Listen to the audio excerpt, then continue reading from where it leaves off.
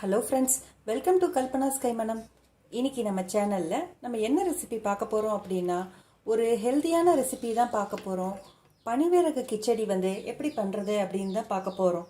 இது பார்த்தீங்கன்னா உடம்புக்கு அவ்வளோ நல்லது. இப்போ வாங்க இந்த பனிவிறகு கிச்சடி நம்ம எப்படி பண்ணுறதுன்னு சொல்லி பார்க்கலாம். இந்த டம்ளரில் ஒரு 2 டம்ளர் பனிவிறகை எடுத்து ஒரு தடவை களைஞ்சிட்டு ஒரு மணி நேரத்துக்கு மேலே ஊற வச்சுருக்கேன். எதுக்காக நம்ம இதை ஊற வைக்கிறது அப்படின்னா, ஊற வச்சோம் அப்படின்னா உங்களுக்கு சீக்கிரம் வெந்துடும். இப்போ இந்த தண்ணி இருக்கு இல்லையா, இந்த தண்ணியை நம்ம வேஸ்ட் பண்ண வேண்டாம். இந்த கிச்சடி பண்ணும்போது இந்த தண்ணியும் எடுத்துக்கலாம். நம்ம குக்கர் நல்ல சூடான உடனே ஒரு 2.5 ஸ்பூன் எண்ணெய் சேர்த்துக்கிறேன். எண்ணெய் நல்லா காஞ்சதுக்கு அப்புறம் ஒரு 1/2 ஸ்பூன் கடுகு,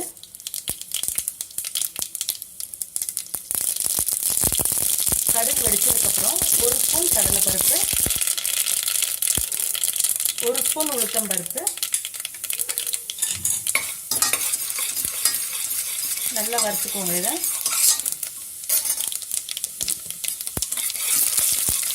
ஒரே ஒரு மீடியம் சைஸ் வெங்காயத்தை ஓரளவுக்கு பொடியாக கட் பண்ணிட்டு சேர்த்துக்கலாம்.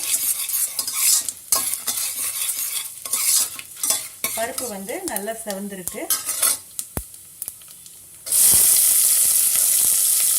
கூடவே கருவேப்பிலை கொஞ்சம், 3 பச்சை மிளகாயை இந்த மாதிரி கீறிட்டு சேர்க்குறேன். உங்களுக்கு எந்த அளவுக்கு காரம் வேணுமோ அது தகுந்த மாதிரி சேர்த்துக்கோங்க. இஞ்சி ஒரு துண்டு பொடியாக கட் பண்ணது.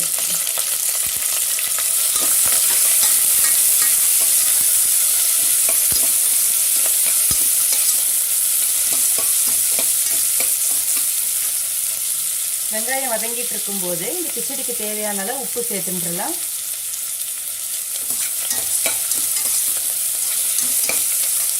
ஒரு மீடியம் சைஸ் தக்காளியை இந்த மாதிரி கட் பண்ணிட்டு சேர்க்குறேன்.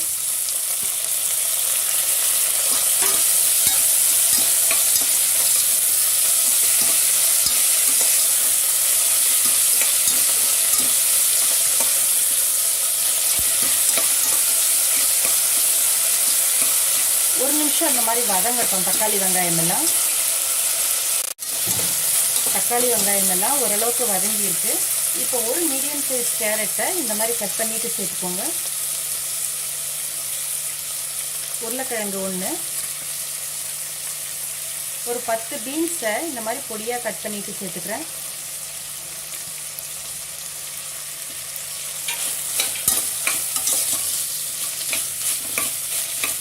கூடவே 1/4 ஸ்பூன் பெருங்காயம்,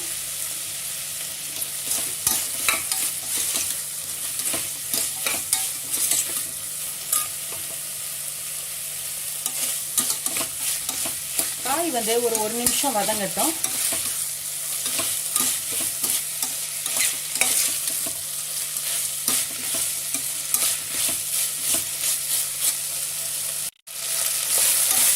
காய் நல்லா வதங்கி இருக்கு. இப்போ 5 டம்ளர் தண்ணி சேர்க்கிறேன். 1 டம்ளர் சிறுதானியத்துக்கு பார்த்தீங்கன்னா நான் 2.5 டம்ளர் தண்ணி சேர்க்கிறேன். 2 டம்ளருக்கு 5 டம்ளர் தண்ணி.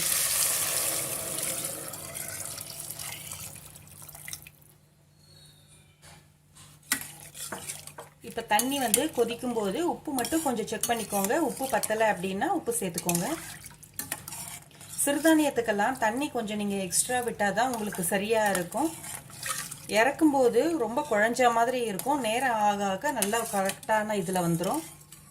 தண்ணி நல்லா கொதிக்கட்டும். தண்ணி நல்லா கொதி வர ஆரம்பிக்குது இல்லை. இப்போ நம்ம அந்த சிறுதானியம் சேர்த்துலாம்.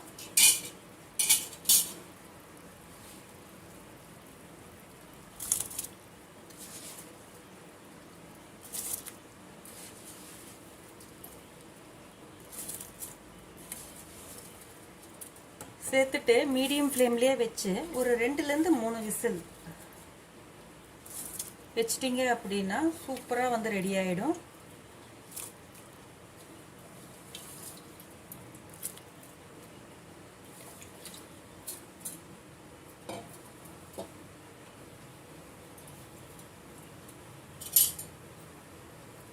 நல்லா கலரி விட்டுக்கோங்க. அதாவது போட்டதுக்கப்புறம்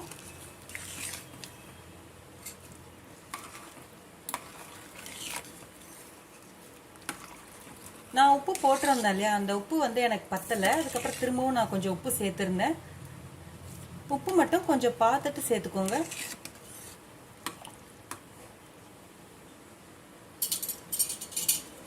இப்போ தண்ணி வந்து நல்லா கொதி வர ஆரம்பிக்குது நம்ம தானியம் சேர்த்ததுக்கப்புறம். இந்த ஸ்டேஜில் நான் மீடியம் ஃப்ளேம்லேயே வச்சு 2 விசில் வச்சுட்டு அதுக்கப்புறம் நம்ம இதை பார்க்கலாம்.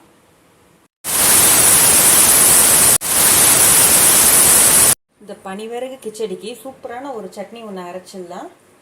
துருவின தேங்காய் வந்து ஒரு 4 ஸ்பூன், பொட்டுக்கடலை வந்து ஒரு 2 ஸ்பூன், உப்பு தேவையான அளவு, பெருங்காயம் 1/4 ஸ்பூன், அது கம்மியாகவே சேர்த்துக்கோங்க. மிளகாய் வந்து நமக்கு எந்த அளவு காரம் வேணுமோ அதுக்கு தகுந்த மாதிரி சேர்த்துக்கலாம். நான் வந்து ஒரு 2 பச்சை மிளகாய் சேர்த்துருக்கேன். இஞ்சி ஒரு துண்டு, பூண்டு வந்து 2 பல், நான் தோல் உரிக்காமல் அப்படியே போடுறேன். இதை வந்து தண்ணி விட்டு நல்லா நைஸாக அரைச்சிடலாம். சட்னி வந்து அரைச்சாச்சு.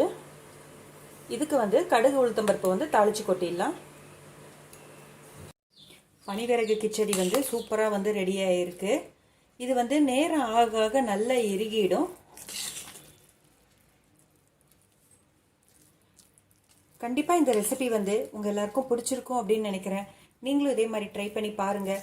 பார்த்துட்டு உங்களோட ஃபீட்பேக்ஸ் அண்ட் கமெண்ட்ஸை வந்து எனக்கு சொல்லுங்கள். இந்த வீடியோ வந்து உங்கள் எல்லாருக்கும் பிடிச்சிருந்தது அப்படின்னா என்னோட கல்பனாஸ் கைமணம் சேனலை சப்ஸ்கிரைப் பண்ணுங்கள். தேங்க்யூ.